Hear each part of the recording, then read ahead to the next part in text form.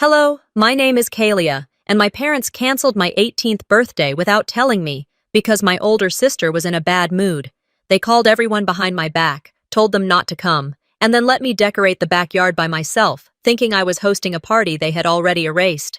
But that wasn't the worst part. The worst part was realizing it wasn't the first time they'd written me out of something that should have been mine. My name, my memories, my place in the family, and when I finally spoke up, they tried to destroy what little voice I had left. But someone was watching, someone they didn't expect. What happens when the family golden child isn't golden anymore, and the quiet one stops playing along? I woke up early that morning, too early, if I'm being honest. The house was still quiet, the way it always was just before sunrise in Scottsdale. I stretched beneath my quilt, listening for signs of life. Nothing yet. But that made sense. It was my 18th birthday, after all. Maybe they were planning something. Maybe, just maybe, today would be different. Downstairs, I moved on autopilot, trying not to get ahead of myself. I baked the chocolate chip cookies Grandma Winona taught me to make when I was little, the ones we used to eat warm off the tray while sitting barefoot on her porch swing. I arranged them neatly on the platter. Then I hung the string lights I had begged Mom to buy last weekend. The patio already looked like something off Pinterest. I added balloons in soft lavender and white, picked to match the dress I planned to wear tonight, the one I saved for weeks to afford, the one still hanging on my closet door upstairs. My mom joined me around 10, still in her robe, sipping from her Boss Babe mug. She smiled at me, a quick one, not quite reaching her eyes. "Everything's looking good, honey," she said, then disappeared upstairs. Not a word about the guest list. Not a word about the plans. And still, I kept busy, cutting lemons for water pitchers, folding napkins, texting friends, just the usual pre-party things. And in the back of my mind, I kept repeating, they haven't forgotten. They know this matters. By 1 in the afternoon, the Arizona heat was climbing, but I didn't mind. I stayed in the shade, checking my phone every few minutes for updates from friends or my cousin Eva, who had promised to help me set up. Nothing. At 3, I went inside and found my mom on the phone, talking in hushed tones. She quickly ended the call when she saw me and smiled again. "Still working on a few things," she said. "Why don't you freshen up? Maybe take a break?" So I did. I went upstairs, laid out my dress, then sat on the edge of my bed, scrolling through my phone. Still no texts, no missed calls, just a quiet timeline and the creeping sense that something was off. By 5, the patio was picture perfect, cookies arranged, table set, music playlist ready to go. I even lit the citronella candles around the yard. My phone buzzed. I lunged for it. Just a news alert. At 6:30, I slipped into my dress, light lavender, off the shoulder, with a delicate silver zipper. I had done my own hair, pinned half up, the way I liked it, simple but elegant. I took a deep breath and looked in the mirror. Then I went outside. Still no one. By 7, I was pacing. By 7:30, I was cold even in the desert air. By 8, I stopped checking my phone. By 8:30, I was back in the kitchen, staring at the untouched cookies. At exactly 9 o'clock, I walked into the living room. My parents were there, on the couch, watching Netflix. "You're kidding me," I said. They looked up, startled, as if I had just interrupted a regular Tuesday night. "Where is everyone?" My voice cracked despite my best efforts. "Where is Eva? The Thompsons? Anyone?" Dad paused the show, leaned back, and glanced up the stairs. "Lower your voice," he said, his tone clipped. "You'll wake Sable. She's finally sleeping." That's when I froze. "Sable?" I repeated. "She was supposed to be in LA. "She couldn't fly," Mom added, fidgeting with the remote. "Storms, all flights grounded." I stared at both of them. "So?" "She's been devastated, honey," Mom said. "That trip was important to her." "And my birthday?" I asked. They didn't answer right away. "We canceled it," Dad said eventually. "It didn't feel right to celebrate with Sable so upset." My head buzzed. "So, you canceled my 18th birthday, without telling me, because my sister was having a bad day?" "We thought it would be best," Mom said. "We didn't want to hurt her feelings." I felt everything in me go still. You let me decorate, bake, set the table. You let me believe. She was inconsolable, Dad interrupted. We were trying to avoid another episode. I looked at them both, sitting on the couch, completely calm. As if what they had done wasn't cruel, as if I was being unreasonable for even questioning it. And you didn't tell me, I said slowly, voice tightening. You didn't even have the decency to say, hey, your party's off because your sister's pouting in her room. Mom shifted uncomfortably. We didn't want to upset you. You seemed excited. That was the moment something broke inside me. Not loud, not explosive, just gone. I looked down at the platter in my hands, the cookies I had baked that morning, now slightly cooled, the chocolate chips no longer glistening. I had made them with hope, with care, for people who didn't even bother to show up because my family told them not to. Even now, I whispered, it's her comfort you guard, not my heartbreak. I stood there, dress pressed and perfect, hands trembling as I set the tray down on the coffee table between us. My parents didn't move.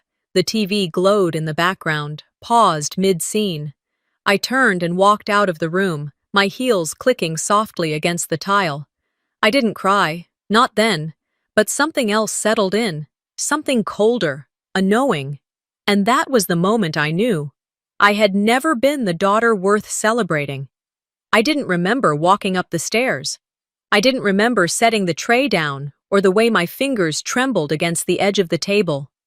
What I do remember was the silence, how it followed me like a second skin as I climbed toward my room. The soft creak of the banister, the hum of the ceiling fan in the hallway, the faint scent of lavender from the candle I had lit that morning. All of it felt louder than it should have. I hadn't taken off my shoes yet, even though my heels were killing me. The dress itched around the shoulders, suddenly too tight, like it didn't belong to me anymore. Maybe it never had.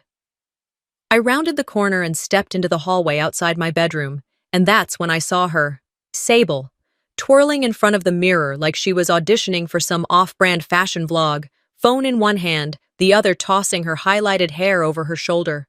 She was wearing my dress, the lavender one I'd picked out months ago, the one I'd spent 3 weekends babysitting for, the one I had hung on my closet door this morning, still zipped in its clear garment bag. It was hugging her body like it had always belonged to her. My mouth went dry. I leaned against the doorframe, my voice quieter than I meant it to be. That was supposed to be mine. She turned, glanced at me through the mirror. Her lips curled into something that wasn't quite a smile. You weren't using it, she said casually. Don't be dramatic. I blinked. She went back to adjusting the neckline. Honestly, you're so lucky I fit into it. I didn't even think it would zip, but...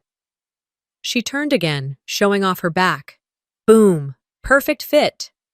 There was no apology in her tone, no hint of remorse, just that same sugary sharpness she used every time she wanted something that wasn't hers. You knew this was for my party, I said, standing straighter. Sable sighed. Yeah, well, that party's not happening. Mom said you were being weird about everything and didn't want guests. She paused, then added, Frankly, if you were going to mope around and make it awkward for everyone, it's better this way. I didn't answer. Couldn't. She pulled her phone up again. Anyway, my friends are on their way over. Nothing big. Just a chill vibe to help me decompress. I stared at her. You're having a party? I asked. It's not a party, she said quickly. It's a support circle, healing night, self-care. You wouldn't get it. She walked past me without waiting for a response. Her perfume hit me in waves, jasmine, vanilla, the expensive kind she always made Mom buy on their girls' trips to the outlet malls. I followed her into the upstairs den, which had already been redecorated with string lights, the same ones I'd used earlier in the yard. My cookies were now arranged neatly on a tray next to 2 bottles of rosé and a stack of solo cups. There were candles, music playing low from the speaker I'd bought last Christmas. My stomach twisted. I backed away before she could say anything else and returned to my room. There, I sat on the edge of my bed, the hem of my dress now wrinkled beneath me. I pulled out my phone, needing something, anything to distract myself from the knot forming in my chest. That's when I saw it. Sable had already posted. "Grateful for my real ones," the caption read. "Healing night with the only people that matter. #selfcare. #vibes only." She had posted a photo of herself standing under the lights I'd hung, holding a cookie I had made, in a dress I had earned, surrounded by balloons I had inflated. Behind her, two girls I barely recognized were sipping wine and smiling at something outside the frame. My heart didn't drop. It shattered. Quietly, I looked at the timestamp. 5 minutes ago, she had hijacked my birthday, my space, my moment, and turned it into a prop for her self-pity. I locked my phone and tossed it on the bed. My breathing was shallow. I didn't cry. I didn't even curse. I just sat there, blinking at the wall, thinking about all the other times I had been pushed aside like this. Christmas mornings where my gifts were practical, while hers were designer. Family dinners where I served the food and she delivered speeches. School plays where I waited for someone to ask if I was performing, only to be told how proud they were of Sable for letting me be involved. I wasn't invisible. I was background. I got up, walked to the dresser, and opened the drawer where we kept old photo albums. I flipped through them. Birthday parties, graduations, summer vacations. She was always in the center of the frame. I was in the corner, sometimes half-cropped, sometimes blurred. In one group shot, I wasn't in it at all. I had taken the picture. And yet, I had told myself for years that maybe I just hadn't smiled enough. Maybe I didn't speak loudly enough. Maybe I had made myself easy to forget. But that night, something shifted. It wasn't shame I felt. It wasn't even jealousy. It was clarity. I finally understood what they were willing to erase, and why. Because I had never demanded space. I had accepted scraps and convinced myself they were full meals. I had smiled when I felt like screaming, bit my tongue when I should have bitten back. Downstairs, the doorbell rang. Laughter floated up from the den. I didn't move. I didn't open the door. I didn't say a word. Instead, I opened my closet, pulled out my backpack, and started to pack a few things. Not a full suitcase, not yet, but enough. And that was the moment I started remembering everything they wanted me to forget. I didn't sleep much that night. Not out of rage or sadness, but something more hollow. A dull ache that throbbed behind my ribs, too quiet to scream, too deep to ignore. The house was dead silent when I slipped out of bed, the kind of silence that doesn't feel peaceful, but like a warning. I didn't bother changing out of the oversized t-shirt I'd thrown on after tearing off my birthday dress. It was still on the floor, wrinkled and lifeless, like a costume I never got to perform in. I opened my door slowly and stepped into the hallway. The walls were lined with family portraits, Mom's pride and joy. Every holiday, every milestone, every curated moment of Monroe family unity had been captured and framed here like a museum exhibit. I started at the far end, near the photo from our trip to Disney World. I had been 11. Sable had her arms flung around both parents, beaming with mouse ears on her head. I was in the back, holding our backpack, squinting against the sun. You could barely see me behind Dad's shoulder. Next was Christmas 2 years ago. Sable in a red sequin dress, front and center. I was to the left, cropped at the edge, mid-blink, like an afterthought they'd kept in out of obligation. Graduation. Hers, not mine. She stood alone in her cap and gown, Mom and Dad on either side, hands on her shoulders. I had taken the photo. I moved down the hallway slowly, studying every frame, vacation photos where I was holding the camera, birthday parties where I wasn't visible, school events where my name was left out of the caption on Facebook. They always said I was low maintenance, I whispered to no one. Turns out, I was low visibility. Back in my room, I sat on the edge of my bed and picked up my phone. Notifications were still coming in from Sable's post, her healing night with my cookies, my dress, my decorations. I hadn't looked at any of the comments earlier. Now I did. Queen energy as always. You deserve it, babe. Don't let toxic people ruin your shine. So glad you finally cut out the negative energy in your life. Negative energy? Was that me? I checked my messages. A few unopened texts from Eva, one from my friend Rachel, another from Ryan. I opened Rachel's first. Hey girl, I hope you're okay. Your mom told us not to come because you were dealing with something emotional. We didn't want to make it worse. Then Ryan. Sorry we bailed. We thought you were in a rough place and needed space. Didn't want to overstep. Then Eva. Kalia, I'm so sorry. I was ready to drive down, but your mom called and said you canceled the party yourself. Are you okay? My fingers trembled as I read and reread those messages. I hadn't canceled anything. I hadn't told anyone to stay away. My parents had done it for me. They didn't just cancel my birthday, they rewrote the script entirely. They made me the unstable one, the recluse, the girl who couldn't handle a party, the girl who should be pitied, not celebrated. They planned my absence like it was damage control, I said under my breath. I turned off my phone, set it face down on my nightstand, and stared at the ceiling. My mind kept replaying every moment over the past few months. Sable crying because her brand collaboration fell through. Mom whispering that I shouldn't post my art account too much because it might make your sister feel like she's not the only creative one. Dad telling me, in his calm, rational voice, that it's just easier to go along with her sometimes. And me, always stepping aside, always apologizing for existing in the wrong place at the wrong time. My throat tightened. I swallowed, but it didn't help. My eyes burned, and before I realized it, tears were slipping silently down my cheeks. Not loud sobs, just quiet grief, the kind that doesn't ask for comfort because it knows none is coming. I curled my knees to my chest and buried my face in the blanket, letting it all rise up. The unfairness, the years of being invisible, the constant shape-shifting to fit into a space that was never meant for me. All of it. Eventually, I sat up and wiped my face. I looked around my room, at the string lights, still unlit. The gift bag on the desk from myself to me, still unopened. The single balloon floating in the corner, drifting near the ceiling like it hadn't gotten the memo. I exhaled. Then I stood up and pulled my duffel bag from under the bed. I wasn't running away, I was opting out. I started small. A couple of t-shirts, my favorite hoodie, a pair of jeans, my journal, the photo I had of Grandma Winona tucked into a frame on my nightstand, toothbrush, headphones, a spare charger, essentials only, no drama, no note on the pillow, no slammed doors, just space, just enough to remind myself that I was still a person, not a supporting character in someone else's story. Down the hallway, I heard laughter again.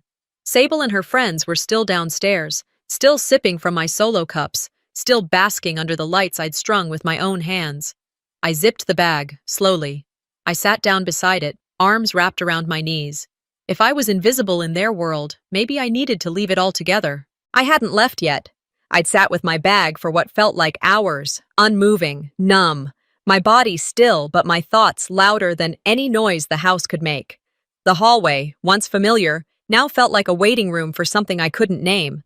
I hadn't packed for a destination, only for distance. I had replayed every word from last night on a loop. The dismissal, the lies, the party that wasn't. My parents hadn't knocked once to check on me. Sable, of course, had no reason to. She was too busy posting more pictures in my dress, under my lights, laughing like she was grieving a war I had caused. Around 4 that afternoon, the house grew eerily still. The guests had long since left. The air hung thick with whatever unspoken mess they refused to clean up. I stayed by the front door, bag beside me, heart pounding but strangely steady.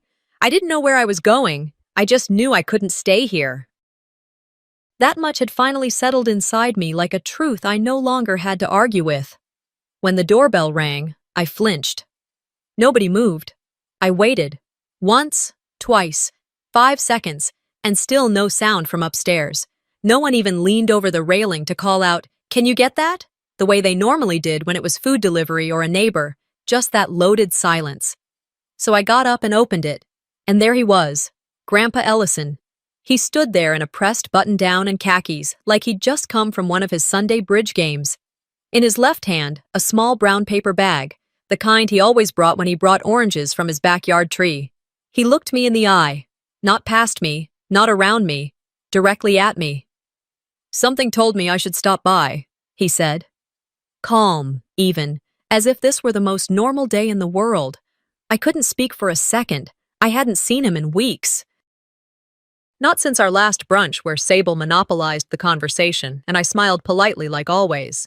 Not since he slid me a $20 under the table and whispered, "For that sketchbook you mentioned." "You're just in time," I finally said, stepping aside. He walked in and placed the bag on the entryway table. His eyes took in the scene quickly, the duffel bag, my bare feet, the way my face probably looked like I hadn't slept in a day. "Where's your father?" he asked. "Probably watching TV," I answered. "Same as last night." Ellison didn't nod or comment. He just started walking toward the living room.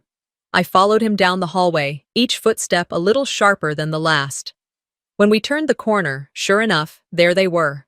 Dad on the recliner, Mom curled up on the couch, both half watching something on Netflix like we hadn't just had a familial meltdown. Dad muted the television when he saw us. "Dad," he said, a little too cheerfully. "What a surprise." "Is it?" Grandpa asked. Mom stood up, brushing non-existent crumbs off her lap. "We didn't expect you today." "I imagine you didn't." He didn't sit yet. He just stood there, letting the pause settle into something uncomfortable. Then, "Why was Kalia's birthday canceled?" Mom and Dad exchanged a glance that barely lasted a breath, but it was enough. Enough to tell me they hadn't rehearsed for this. "Well, it's not that simple," Mom started. "It's very simple," he cut in. "Your daughter turned 18. There was supposed to be a party. I was told it was happening. I set money aside for it. Yet here I am, arriving the day after, and your youngest granddaughter looks like she hasn't slept, while your eldest has posted 17 photos from what appears to be a private event featuring party lights, balloons, and cookies." Mom opened her mouth, closed it. Dad cleared his throat. "She had a meltdown," Dad said. "Sable?" "Her trip to LA got canceled and she was devastated." "So the party was canceled," Grandpa said flatly, "for her." "We didn't want to hurt either of them," Mom offered weakly. It felt unfair to celebrate when Sable was so emotionally fragile. Grandpa finally sat down in the armchair across from them, leaning forward slightly. "And did you tell Kalia?" he asked. Silence. "No," I said for them. "They let me bake, decorate, set everything up, and then, when no one showed up, I found them in here, watching a movie, like it was just another Friday." Grandpa looked back at them. "You didn't even tell her?" "We were trying to avoid upsetting her more," Dad muttered. Ellison exhaled, then leaned back. "Interesting." Mom tried again. "We love both our girls." "You fund both your girls?" he interrupted, voice still cool. They both froze. He reached into his jacket pocket and pulled out a folded slip of paper. "Bank transfer receipts." "For the last 3 years," he said evenly, "I've been supporting this family. Quietly, monthly, no questions asked, because I believed you were trying, because I thought you were raising 2 strong, good women who loved and respected each other. Now I'm wondering if you've just been raising one and erasing the other." Mom's eyes welled up instantly. "That's not fair, isn't it?" Grandpa didn't raise his voice. He didn't have to. "Let me ask you this," he continued. "If I hadn't shown up today, would you have told me about any of this? About the canceled party? About the photos I saw online this morning? About your daughter packing her things to leave this house?" Dad tried to speak, but Grandpa held up a hand. "No more spin, no more excuses. You took her milestone birthday and threw it out to protect the feelings of someone who's already been given everything. And I know because I paid for it." Silence again. Thick. Heavy.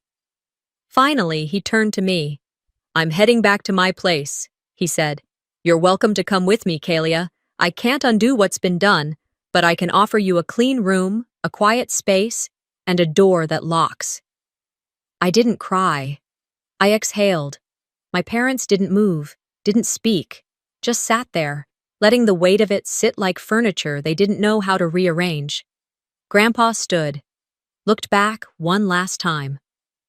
I can't force you to come with me, he said gently. But I am going home now. I grabbed my bag, not quickly, not in a flurry, just decisively, and I followed him out. I didn't look back as I walked through that door, but I heard them start to panic behind me. The car ride to Grandpa's house was quiet.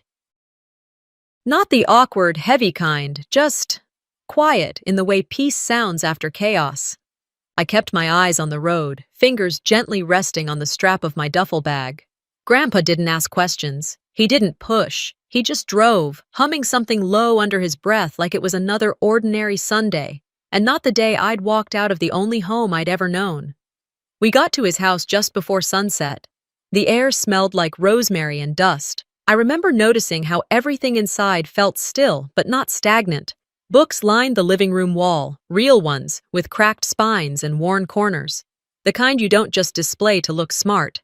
He had framed court documents, photos with clients, and one black and white picture of Grandma Winona in front of a courthouse, holding a gavel like it was her own weapon of choice. I showered, ate half a sandwich. Then I went to sleep without checking my phone. The next morning, I woke up in a bed that creaked slightly when I rolled over. It was a simple room, a wide window, a wooden dresser, no TV.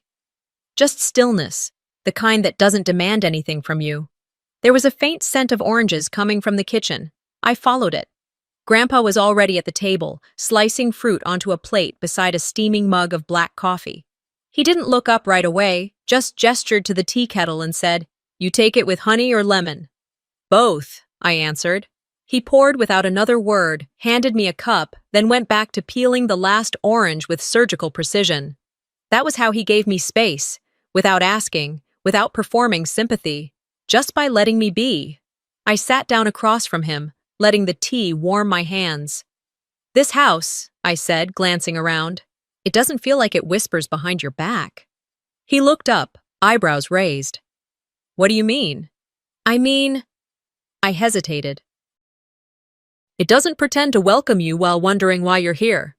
He nodded, then popped a slice of orange into his mouth and chewed thoughtfully. "That's because it doesn't." A small, uninvited laugh escaped my throat. Just a breath. But it was the first in days. I didn't tell him everything, not yet. But I told him enough, about the canceled party, the social media posts, the lies told to my friends. And when I was done, he didn't interrupt or jump in with advice. He just refilled my cup and said, "So what's your next move?"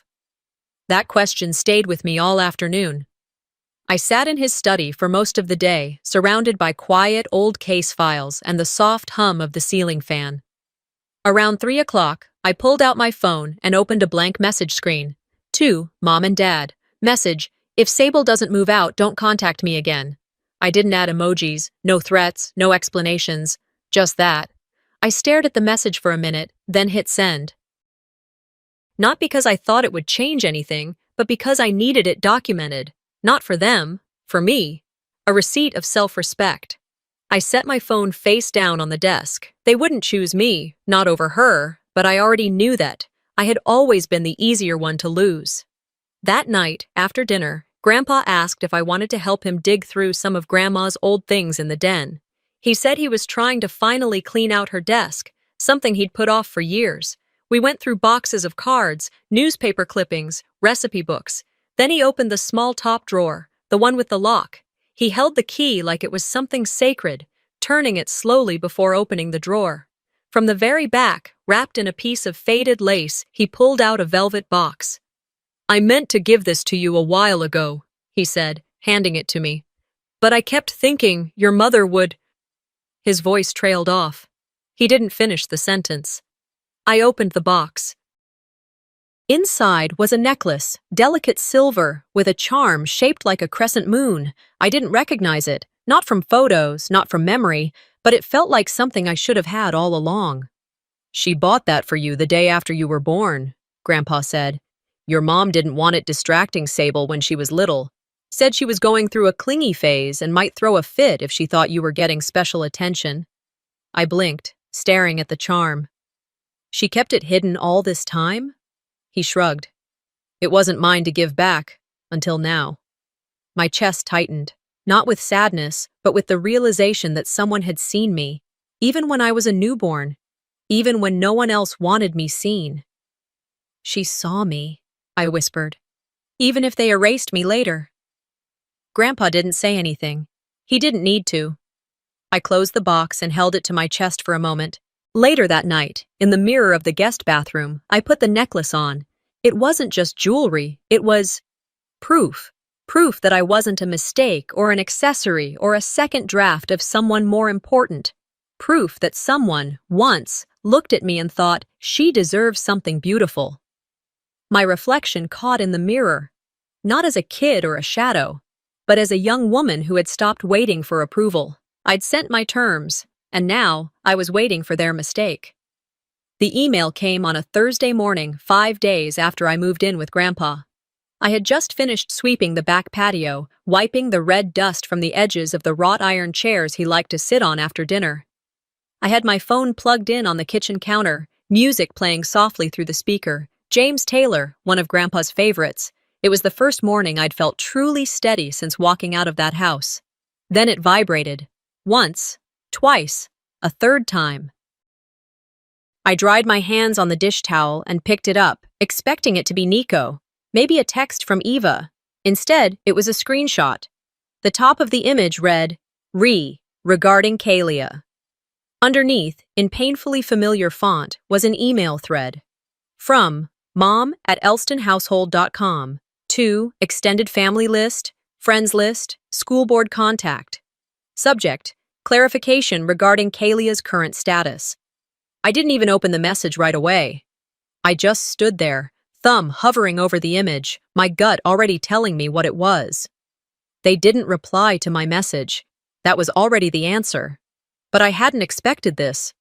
I finally zoomed in. It was a carefully written essay of preemptive damage control. Not from concern, not from love, but from fear.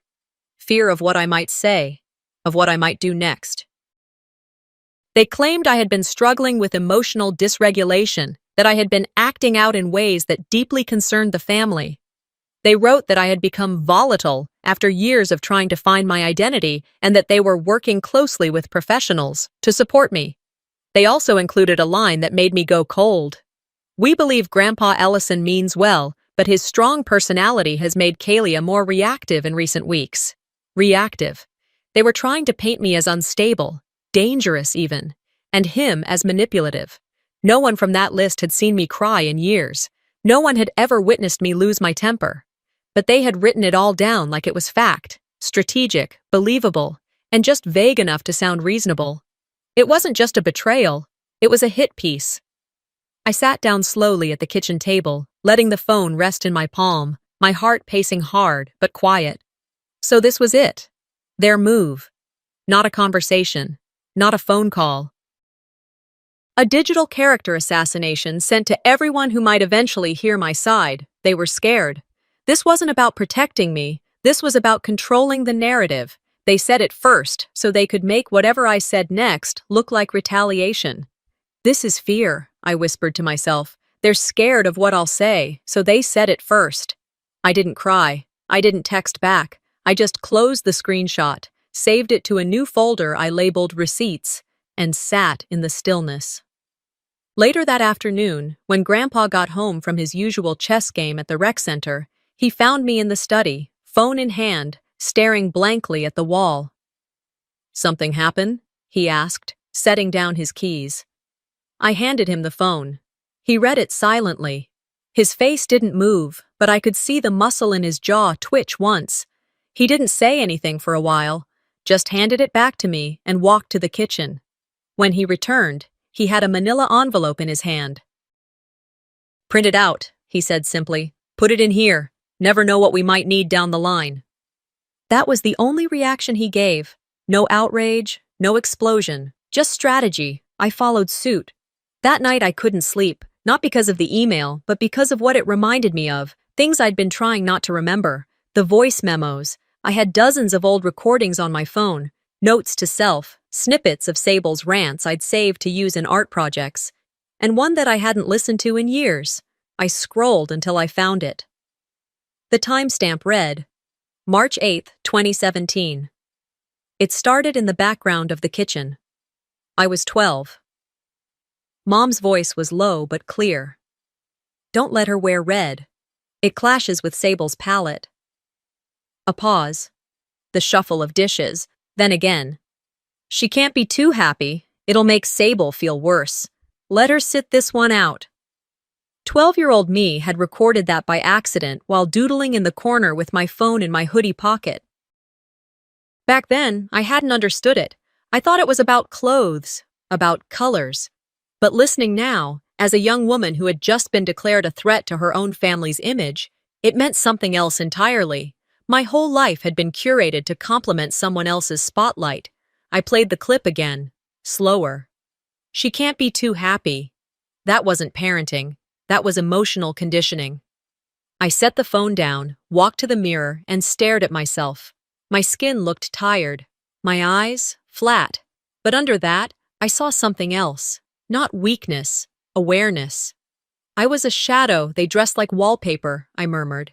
Pretty, quiet, just enough to match the room. But I wasn't going to stay stuck on their walls anymore. The next morning, I woke up earlier than usual.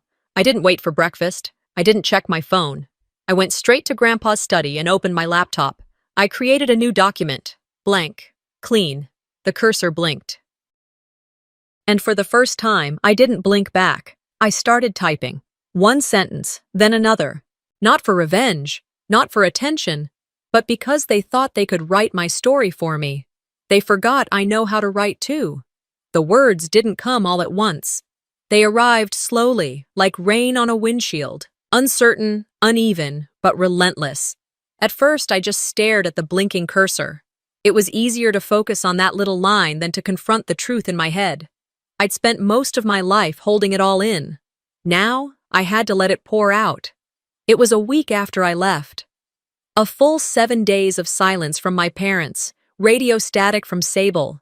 7 days of no apologies, no clarifications, just the email smear campaign they launched behind my back. And then, the memo Grandpa found in his inbox. He'd walked into the kitchen holding his phone like it smelled bad. "Looks like your mom copied me by accident," he said, placing it on the table in front of me. At first glance, it looked like a rough draft. Some lines were highlighted in yellow, others had little comments in the margins, clearly meant to be reviewed before publishing. The subject line? Contingency statement, if Kalia speaks publicly. And it only got worse from there. Phrases like, emphasize concern for her emotional instability. Reframe as a family misunderstanding, position Sable as supportive. Mention long-standing financial stress to explain temporary withdrawal of birthday support. I couldn't even finish reading before I pushed the phone away. They don't want reconciliation, I said, more to myself than to Grandpa. They want damage control. He nodded. They're not worried about your voice. They're worried about losing their image. It was quiet for a moment.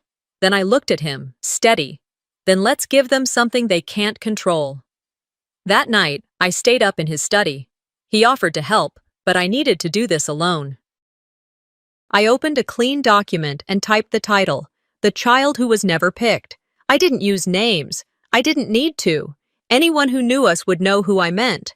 And those who didn't? They'd recognize the pattern anyway, because I wasn't alone. I knew that now. I wrote for hours, about the party that never happened, the dress my sister stole, the lights I strung for guests who never came, the silence, the years of being told to make room, to tone it down, to wait my turn, a turn that never arrived. I included the messages from friends who were told I canceled. I mentioned the voice memo I'd kept for years, my mother saying not to let me wear red because it would throw off Sable's aesthetic. I didn't rant. I didn't accuse. I simply told the truth. You don't know what it's like to grow up in a house where your happiness is a threat, I wrote. Where your milestones are minimized and your silence is applauded, so long as it keeps things peaceful for everyone else.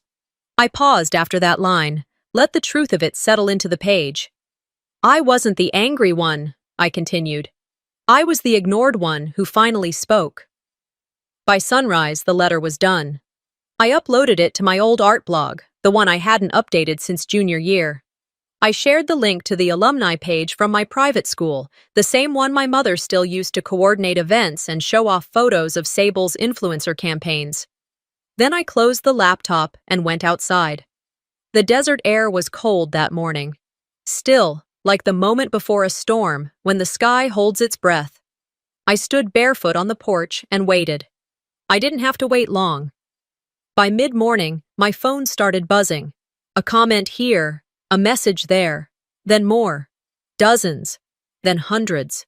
People from school, from church, former teachers, distant cousins, strangers. Some left messages like, "I thought I was the only one. Thank you for saying what I never could." This was me. Every word. Others were angrier. At my family. At the culture that lets it happen. "She's brave. They should be ashamed. You don't raise a daughter just to erase her." By lunchtime, the post had been shared over 3,000 times.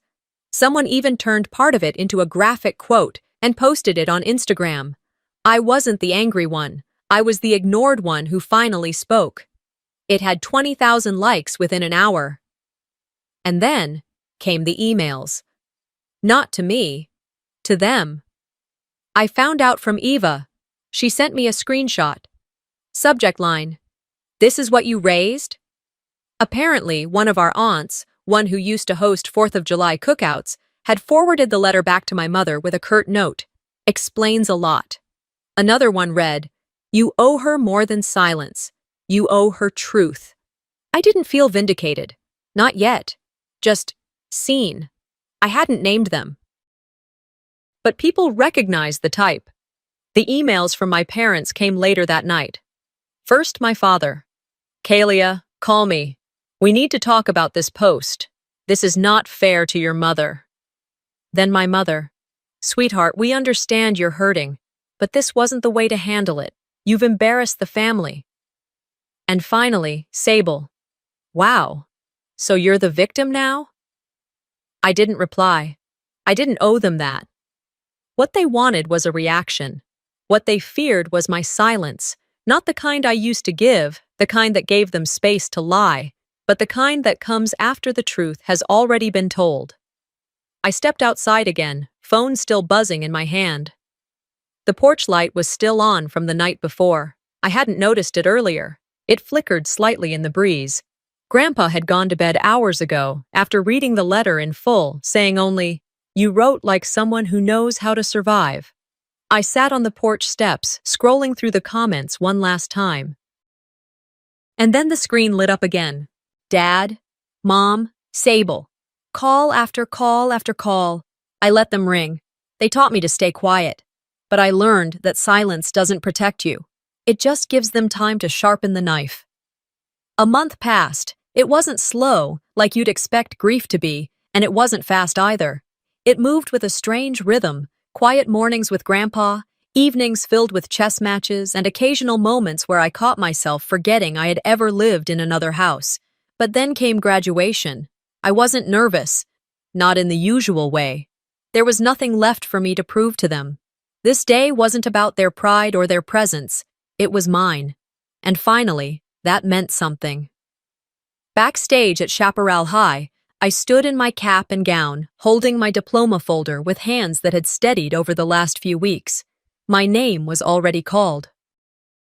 I had crossed the stage to polite applause and one loud whistle from Grandpa Ellison, who sat in the front row, perfectly straight, with his signature navy tie and a quiet fire in his eyes. There were 2 empty seats beside him, reserved signs still taped to the backs. They had RSVP'd. Of course they had. Publicly, they had to save face. But when the lights dimmed and the graduates processed in, those chairs stayed vacant, unclaimed, and somehow, that felt right. Better even. I didn't realize how deeply I needed their absence until I saw the empty chairs holding more honesty than their presence ever did.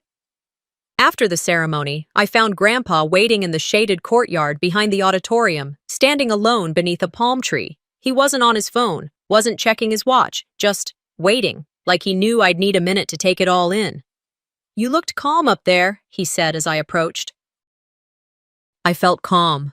Not everyone gets that on a day like today. I didn't have to look for anyone in the crowd, I told him. That helped. He handed me a small white envelope. His eyes never left mine. I thought you should see this now. I opened it slowly. Inside was a single sheet, one of those official notarized documents with gold seals and thick paper. At the top, Last Will and Testament, Amendment. I scanned quickly until I saw it. Sable Kerrigan Elston, removed from all financial inheritance effective immediately. Cause cited. Failure to uphold ethical representation of family interest. I swallowed hard. She didn't see that coming, I murmured. She thought being the favorite meant she couldn't fall, Grandpa said quietly. Turns out, she just never looked down. I folded the paper and slid it back into the envelope, my chest strangely still. It didn't feel like revenge. It felt like gravity. We walked in silence toward the parking lot, passing clusters of families taking photos in matching outfits. Laughter, camera flashes, squeals of pride. It all formed a soft backdrop, not quite reaching us. And then, I saw her. Sable. She stood near the side exit, overdressed in a tight blush pink dress and heels too high for a school gymnasium. She clutched her phone in one hand and a Starbucks cup in the other, scanning the crowd like she had been waiting there all along. When she spotted me, her posture changed, more poised, less casual. Kalia, she called out, her voice sugary and loud enough to attract attention. Let's take one picture, just one. I kept walking, but she followed, heels clicking sharply on the concrete. Come on, she said again, smile tight but practiced. Just for Mom, just for appearances. I stopped, turned, met her eyes fully for the first time in weeks. No, she blinked, thrown off by how flat my voice was. No? You've never wanted me in the frame, I said. Let's not fake it now. Her smile faltered. We're still family, she said quickly, voice faltering just slightly. What's one picture? I didn't answer. Instead, I stepped to the side as a photographer passed, snapping pictures of another graduate. I motioned subtly for him to go ahead, and he did, capturing Sable, alone, standing too stiffly, smiling too hard. She looked back at me, stunned, and I turned away. As we walked toward the car, I could feel the weight shift around us. People had seen. Teachers, classmates, extended family who had made the drive. Even the school principal looked our way as we passed. There was no shouting, no slamming doors, just a moment suspended between truth and consequence. Grandpa opened the passenger door for me. I slipped in without a word. As he started the engine, he glanced over. Any regrets? I looked out the window, watching as Sable stood frozen, phone still in hand, smile fading like a mask losing shape. Only that I didn't speak sooner, I said. Then I paused. But then again, I wasn't ready. And I think maybe it wasn't just me who needed to heal. The drive to Flagstaff took just under 2 hours, most of it in silence. Grandpa insisted on taking me up himself, even though I'd offered to Uber. You don't send a kid off to build a new life by tapping an app, he said, handing me a thermos of coffee at dawn like it was some kind of rite of passage. We didn't talk much, but the silence wasn't empty. It was familiar. Safe. The trees grew taller as we climbed north, the desert slowly giving way to pines and cooler air. I sat with my window cracked slightly, letting the scent of the forest fill the car, and I watched as the heat haze of home disappeared in the rearview mirror. When we pulled into the campus, I didn't expect to feel anything in particular, but I did. Not excitement, not nerves, just a deep, undeniable sense that I was exactly where I needed to be. Inside the admissions building, I signed the final paperwork. A simple form to finalize my student status, tucked in among financial aid confirmations and ID photos. At the bottom was a section labeled Legal Name Verification. I took a deep breath and carefully printed, Kalia Winona Rourke. The woman at the desk glanced up with a gentle smile. That's a beautiful name. I nodded. It's my grandmother's. And just like that, it was official. I didn't keep the name that left me off every birthday card. I didn't carry the name that only existed to frame someone else in perfect lighting. I chose mine, every letter of it. Later, as I unpacked in my small dorm room, I found a place for just one framed photo, me and Grandpa standing outside the courthouse on the day the name change became real. I was wearing a flannel and ripped jeans. He wore a collared shirt and the proudest look I'd ever seen on his face. I texted Nico. Settled. Feels weird, but good weird. He replied with a thumbs up and a meme about overpriced textbooks. It made me smile. I didn't need a tribe. I didn't need a scene. I just needed room, my name, my story. That night, Grandpa and I had dinner at a quiet diner near campus. He ordered meatloaf. I got the same, just to make it easy. We sat in the corner booth, sipping root beer and watching a couple in their 70s argue lovingly over how many napkins to stuff in their pockets before leaving. He cleared his throat midway through the meal. "There's one more thing I need to tell you," he said, not meeting my eyes. I waited. "When your mother found out she was pregnant with you," he began, "she was not in a good place. Your grandmother and I had just come back from burying her parents. It was a rough year." He paused, then looked up. "She wanted to give you up. Said it was a sign of bad timing. Too much grief. Too much chaos. But your grandmother put her foot down. She told her, 'This one stays.' And so you did." I didn't flinch. I didn't even blink. "That makes a lot of sense now," I said softly. He nodded, not apologetic, not defensive, just truthful. We didn't talk about it further. We didn't need to, because I finally understood the distance, the undercurrent, the way my mother always seemed a little off when she looked at me, like she was trying to feel something that wouldn't come. 2 days later, after Grandpa had driven back to Scottsdale, I received a letter in my dorm mailbox. No return address. I recognized the handwriting. I held the envelope for a long time before sliding it into the bottom drawer of my desk. I didn't open it. Some things don't need to be reopened just because they arrive sealed. My classes started the following week. Psychology, ethics, creative writing, the usual freshman slate, but I walked those halls with more than books in my backpack. I carried a name I had chosen, a story I had written, a silence I had broken.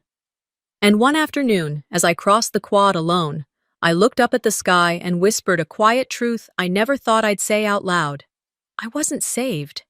I just left. There was no dramatic rescue, no apology that made it all better, just the quiet act of stepping away from what was killing me and choosing something, anything, else. And sometimes, that's enough. They erased my birthday, but they didn't erase me. Sometimes, the people who are supposed to love us the most are the very ones who erase us little by little, until we have no choice but to rewrite our own story. This wasn't just a story about a ruined birthday. It was about reclaiming your place, your voice, and your worth, even when your own family refuses to see it. What about you? Have you ever been the invisible one in your own home? If this story resonated with you, don't forget to like, comment, and subscribe for more real-life family stories that hit where it hurts and heal where it matters.